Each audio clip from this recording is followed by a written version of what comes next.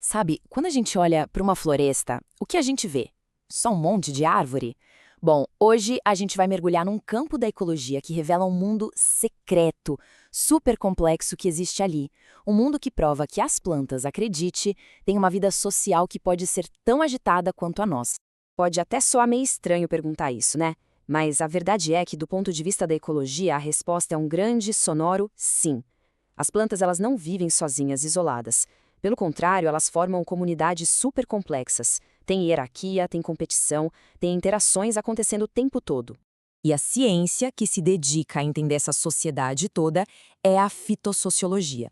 É diferente da botânica, que talvez olhe para uma planta específica, sabe? A fitossociologia não. Ela olha para a floresta inteira como se fosse uma cidade, uma metrópole cheia de vida. A ideia é analisar quem mora lá, como essa galera toda convive e como a comunidade se organiza como um todo. Ok, mas como é que se faz isso na prática? Como é que os ecologistas conseguem ler uma floresta? Porque não dá para simplesmente sair andando por aí e ter uma impressão, né? Para decifrar essa sociedade das plantas, é preciso ter dados, medidas bem precisas que contam a história daquela comunidade. A primeira medida, e a mais fácil de entender, é a densidade. É basicamente uma contagem. A pergunta que é: quantas? Quantos indivíduos de uma certa espécie existem numa área específica, tipo por hectare? Isso já nos dá uma boa ideia do tamanho da população daquela espécie ali. Só que um número alto por si só não conta a história toda. Na verdade, olhar só para a densidade pode até enganar. Pensa só, uma espécie pode ter um monte de indivíduos. Mas e se eles estiverem todos concentrados, amontoados, num cantinho só da floresta? É para resolver isso que a gente tem a frequência. A pergunta que muda não é mais quantas, e sim quão espalhada. A frequência mede o quão uniformemente uma espécie está distribuída. Se ela aparece em várias partes diferentes da área que está sendo estudada, quer dizer que ela tem uma alta frequência. Ela é tipo uma presença constante por toda a comunidade. E tem mais um fator que é super importante. Pensa comigo, uma única árvore gigante com aquela copa enorme, com certeza tem muito mais influência no ambiente do que, sei lá, centenas de mudinhas pequenas que estão ali embaixo brigando por um pouquinho de luz. O tamanho, gente, importa. E muito. E isso nos leva direto para a dominância. A pergunta agora é: quanto espaço ela ocupa? Essa medida quantifica exatamente isso. O jeito mais comum de calcular é medindo a área da base do tronco de todas as árvores daquela espécie. A lógica é simples. Um tronco mais grosso geralmente significa uma árvore maior, com mais galhos, mais folhas, ou seja, uma árvore que domina mais espaço, mais sombra e mais recursos. Beleza. Então a gente já tem densidade, frequência e dominância. São como três peças de um quebra-cabeça, certo? Agora a grande questão é: como a gente junta tudo isso para descobrir quem são as verdadeiras espécies protagonistas daquele ecossistema?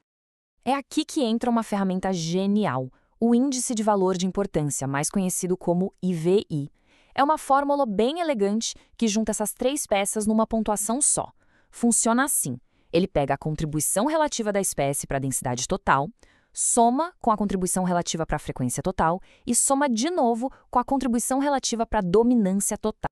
No final, essa pontuação do IVI nos dá o retrato mais completo. Ela mostra qual espécie é de fato a mais importante ecologicamente naquela comunidade. Uma espécie com IVI alto não é só a que tem mais indivíduos, ou a que é maior ou a mais espalhada. Ela é uma combinação poderosa de tudo isso junto. Certo. Então, com o IVI, a gente já sabe quem são as espécies mais importantes. Agora, vamos dar um passo atrás, ampliar o foco e ver como todas essas espécies se organizam no espaço para formar a arquitetura da floresta. E essa arquitetura pode ser vista de duas maneiras principais. Primeiro, a gente tem a estrutura horizontal, que é como se fosse um mapa da floresta visto de cima. Ela mostra a distribuição das espécies no chão, respondendo à pergunta: quem vive onde? E depois, a gente tem a estrutura vertical, que é olhar a floresta de lado. É o empilhamento das plantas em diferentes andares, do chão até o topo, numa disputa ferrenha pela luz, que responde quem fica com a luz. Essa ideia de arranha-céu para a estrutura vertical é, sério, perfeita. Cada camada, que a gente chama de estrato, é como um andar do prédio. E cada andar é um habitat único, com suas próprias condições de luz, de umidade, de temperatura e, claro, com seu próprio conjunto de moradores, plantas e animais que são totalmente adaptados para viver ali. Então, vamos dar uma olhada nesses andares. Lá no topo de tudo, na cobertura, ficam as emergentes. São as árvores gigantes que furam o teto da floresta e pegam sol pleno. Logo abaixo, a gente tem o dossel, que é o teto principal, a camada mais densa de folhas. E lá embaixo, no térreo, fica o subbosque, que é um mundo de sombra, onde a vida precisa se virar com a pouca luz que consegue chegar até lá. Tá, tudo isso é super interessante, mas qual é a aplicação prática disso tudo?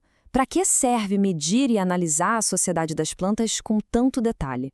A resposta é simples. Esse conhecimento é absolutamente fundamental para a gente poder agir na conservação. A fitossociologia é a base para um monte de decisão importante. Por exemplo, antes de uma grande obra, é obrigatório fazer um estudo de impacto ambiental para saber como aquilo vai afetar a sociedade de plantas da região.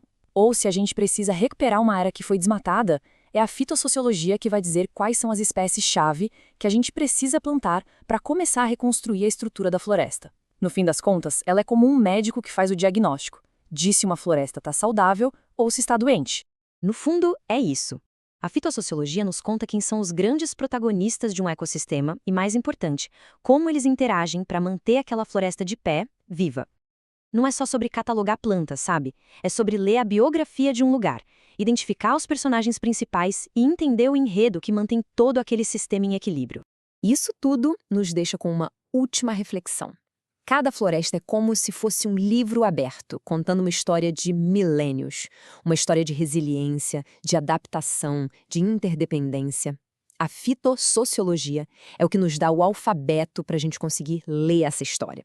E quem sabe, né? Talvez, ao entender melhor essa história, a gente possa aprender umas lições bem valiosas para a nossa própria sobrevivência.